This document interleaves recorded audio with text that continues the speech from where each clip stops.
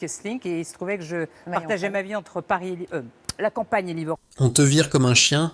Quand Laurence Boccolini prononce cette phrase dans une interview, beaucoup de téléspectateurs français ont un moment de silence, parce que ces mots ne ressemblent pas au langage poli et contrôlé de la télévision.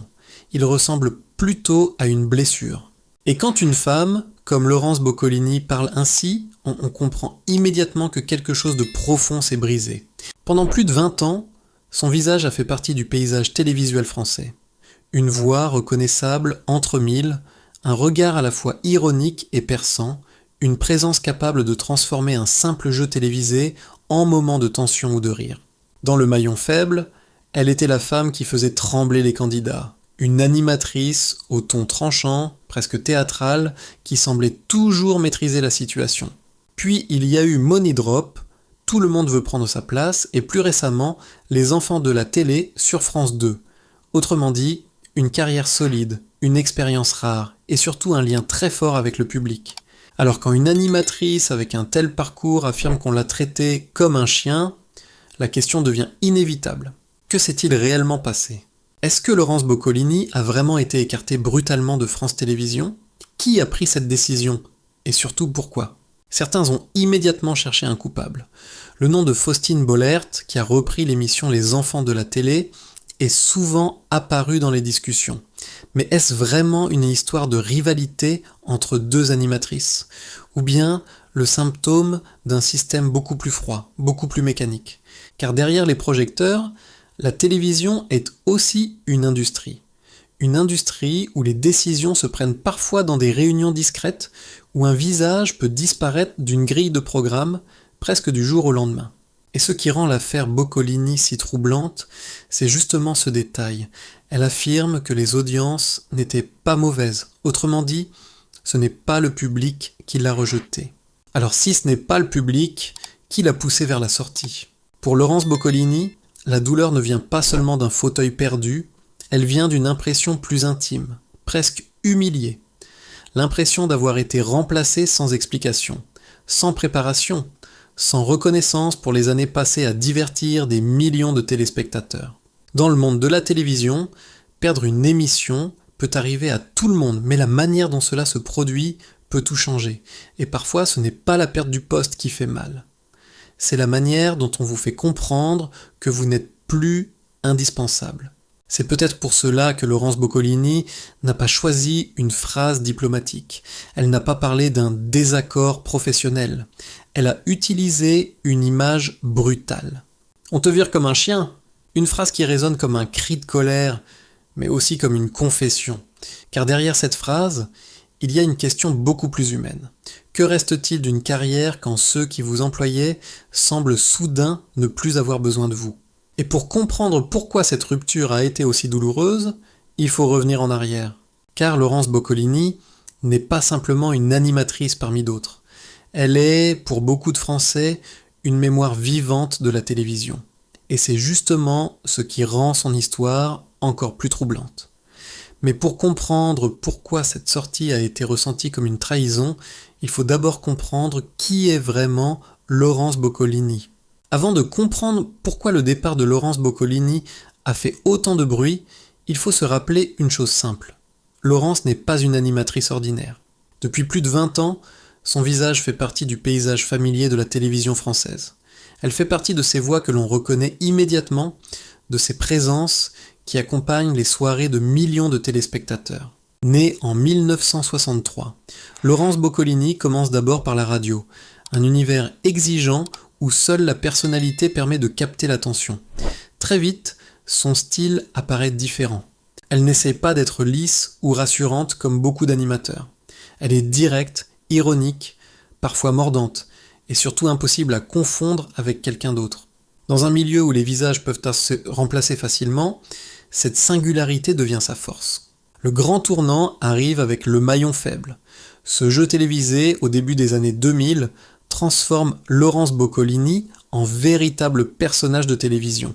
Elle n'y est pas seulement une animatrice, elle incarne une figure presque théâtrale.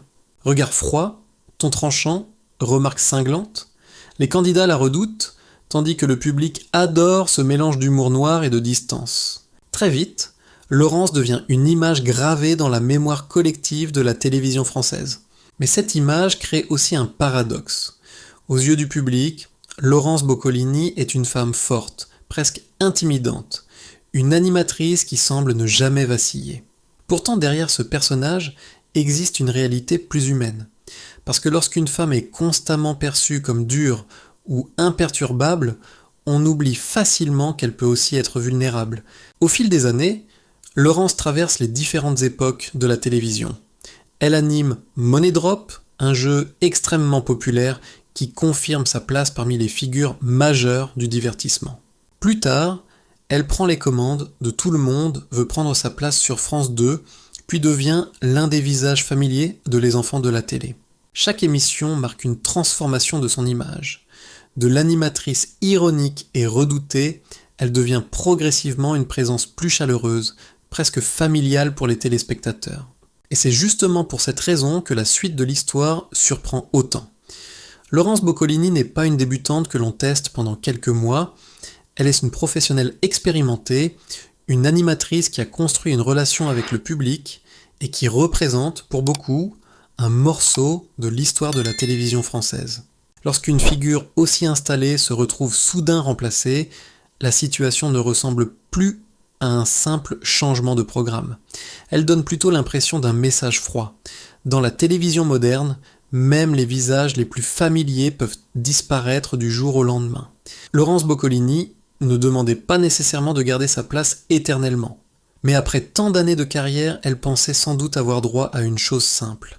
Être prévenue, comprendre les raisons et être traitée avec franchise. Or, c'est précisément sur le plateau de Les Enfants de la télé, l'émission qui semblait représenter une période stable de sa carrière, que tout va basculer. Et c'est là que l'histoire prend une tournure beaucoup plus brutale. Tout commence avec une émission qui semblait pourtant représenter une période stable dans la carrière de Laurence Boccolini. Les Enfants de la télé sur France 2. Lorsqu'elle prend les commandes de ce programme culte, beaucoup pensent que la chaîne a trouvé la bonne personne.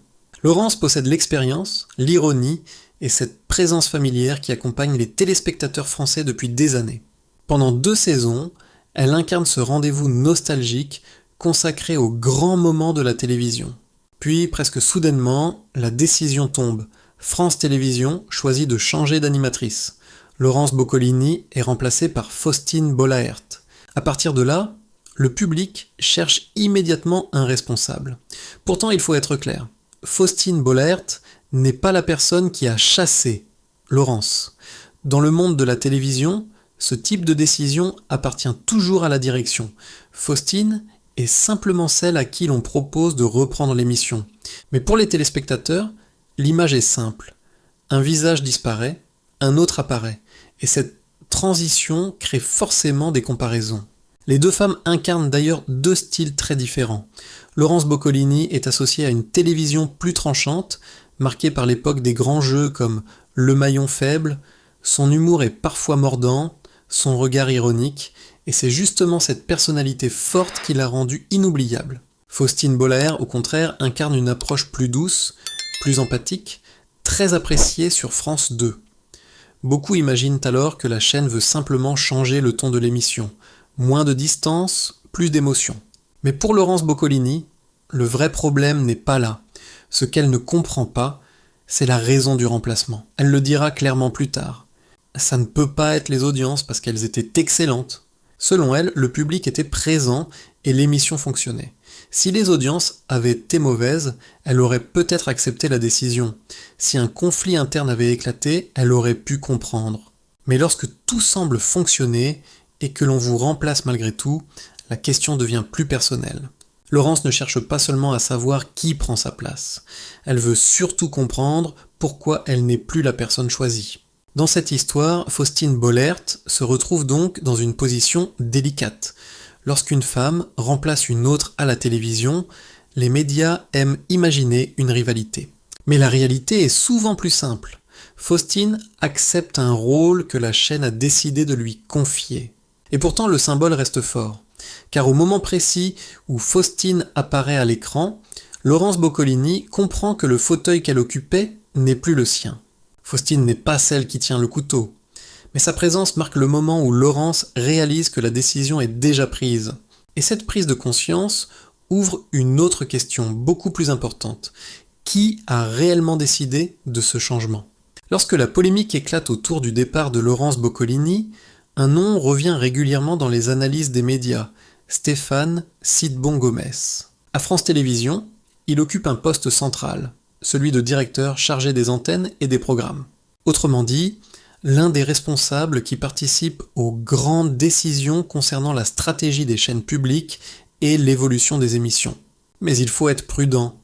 Dire qu'une seule personne aurait chassé Laurence Boccolini serait simplifier une réalité beaucoup plus complexe. France Télévisions est une machine collective, un système où les décisions se prennent rarement seules autour d'un bureau.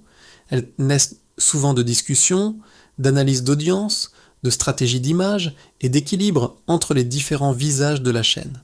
Dans cet univers, plusieurs éléments entrent toujours en jeu.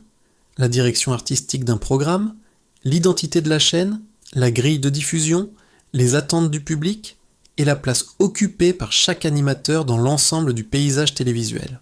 Autrement dit, remplacer un présentateur ne signifie pas nécessairement qu'il a échoué. Parfois, cela signifie simplement que la chaîne veut changer de ton ou de direction.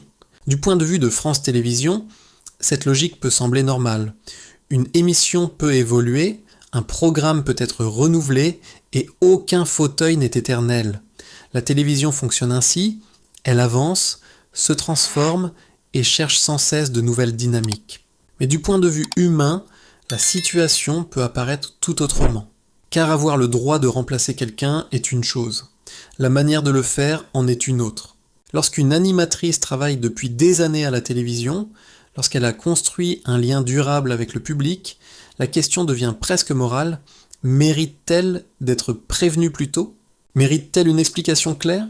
Mérite-t-elle, au minimum, une forme de reconnaissance pour le travail accompli ? C'est là que certains observateurs parlent d'un phénomène bien connu dans le monde des médias, le mercato télévisuel. Comme dans le football, les visages passent d'une émission à l'autre, les grilles changent, les animateurs apparaissent et disparaissent. Pour le public, ces changements semblent parfois naturels. Mais derrière ces mouvements se cachent des réunions, des décisions stratégiques et parfois de longs silences. Pour une chaîne, ce n'est qu'un ajustement de programmation. Pour la personne remplacée, cela peut ressembler à une remise en question brutale. Dans le cas de Laurence Boccolini, l'histoire ne s'arrête pas simplement à la perte d'une émission. Selon ses propres paroles, France Télévisions ne voulait pas forcément rompre toute collaboration avec elle. La chaîne aurait envisagé d'autres projets, d'autres formats, peut-être d'autres rendez-vous. Mais pour Laurence, ces propositions s'accompagnaient de conditions qu'elle jugeait difficiles à accepter. Et c'est précisément là que le récit change de nature. On ne parle plus seulement d'un fauteuil perdu, mais d'un sentiment plus profond, celui d'être maintenu dans un rôle qui ne correspond plus à sa place ni à son parcours. On pourrait presque dire que les deux parties ne voyaient pas la situation de la même manière. France Télévisions pensait peut-être continuer à travailler avec elle sous une autre forme. Laurence, elle, avait le sentiment d'être gardée sans être vraiment désirée. C'est à ce moment-là que la tension devient inévitable, parce qu'au cœur de cette négociation apparaît un mot qui va tout faire basculer. Un mot qui, dans l'univers de la télévision, peut décider du destin d'une carrière. Exclusivité. Et selon plusieurs informations évoquées dans la presse, France Télévisions ne souhaitait pas nécessairement rompre totalement avec Laurence Boccolini. D'autres projets auraient été évoqués, d'autres formats envisagés, mais ces propositions s'accompagnaient d'une condition essentielle, une clause d'exclusivité. Pour le public, ce mot peut sembler technique. Pourtant, dans l'univers des animateurs et des animatrices, il peut changer toute une carrière. Une exclusivité signifie qu'un présentateur s'engage à travailler uniquement pour une chaîne ou un groupe audiovisuel. Autrement dit, il ne peut plus accepter d'émissions sur d'autres chaînes concurrentes. Dans certains cas, ce type d'accord peut être avantageux. Si la chaîne garantit plusieurs programmes importants et une rémunération solide, l'animateur accepte volontiers de se consacrer entièrement à ce partenariat. Mais dans la situation de Laurence Boccolini, les choses semblent avoir été différentes. Selon ses propres paroles, Les propositions faites ne compensaient pas la perte de l'émission principale. Autrement dit, elle aurait dû accepter une exclusivité, sans avoir la garantie d'un volume de travail suffisant. Pour un animateur indépendant, ce genre de contrat peut devenir un piège, car derrière chaque émission, il y a bien plus qu'une simple apparition à l'écran. Il y a des tournages, des équipes, un rythme de travail et surtout une source de revenus. Le public imagine souvent que les personnalités de télévision vivent dans une sécurité permanente, mais la réalité est plus fragile. Chaque programme représente un contrat, une saison, parfois plusieurs mois d'activité. Quand une émission disparaît, c'est tout un équilibre professionnel qui peut vaciller. Laurence Boccolini l'a d'ailleurs reconnu. Cette situation a eu un impact très important sur ses revenus. Perdre une émission phare signifie parfois perdre l'essentiel de ses activités télévisuelles. Mais au-delà de l'argent, un autre élément semble avoir pesé lourd dans sa décision, la liberté.